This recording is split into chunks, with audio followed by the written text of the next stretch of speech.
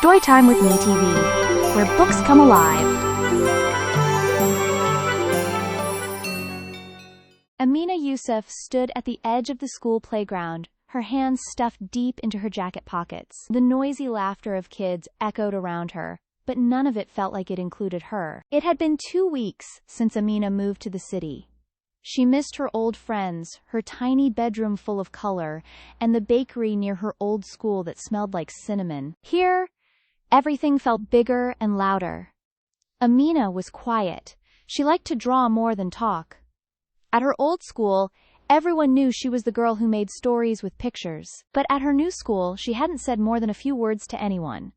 No one teased her, but no one invited her to play either. During recess, Amina wandered behind the building to a narrow path lined with bushes. At the far end, she spotted something interesting.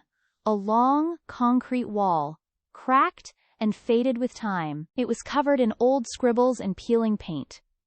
But to Amina, it looked like a giant blank page waiting for a story. That night, she packed a small sketchbook, some colored pencils, and a bit of chalk into her backpack, just in case. The next day at recess, she returned to the wall. Glancing around, she pulled out a stub of blue chalk and knelt down to draw a small cloud near the bottom corner. The cloud turned into a sky. Then she added a sun, a few birds, and a swirl of wind. Her fingers turned dusty with color, and for the first time since moving, she smiled. Each day, Amina added more. A tree with twisty branches, a kite stuck in the leaves, a girl with a cape flying above the rooftops. No one seemed to notice, until one afternoon, a voice spoke behind her. "Is that a flying pizza?"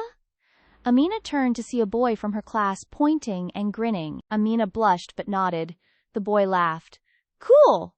Can I draw something too?" He pulled out a red crayon from his pocket. By the next day, 2 more kids had joined. One added a rocket ship.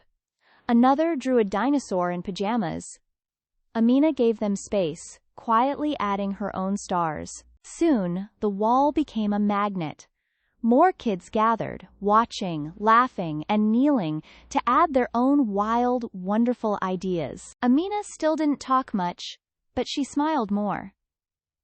When someone asked how to draw curly hair, she showed them on the wall, her fingers moving gently. One day, her teacher came by. "Who started this?" she asked. Amina hesitated. The kids pointed to her. The teacher smiled. "This is beautiful, Amina. Thank you." Amina felt warmth bloom in her chest. No one had ever thanked her for her drawings before.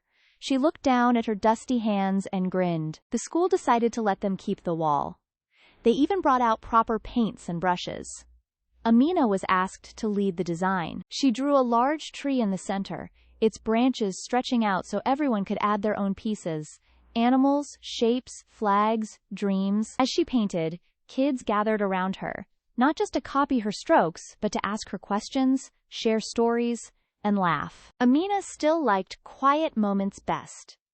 But now, quiet didn't mean lonely. She had friends. She had color. And she had her wall. One morning, a new girl appeared at school. She stood near the swings, quiet and unsure. Amina walked over and smiled, holding out a piece of chalk. "To draw with me?" she asked gently.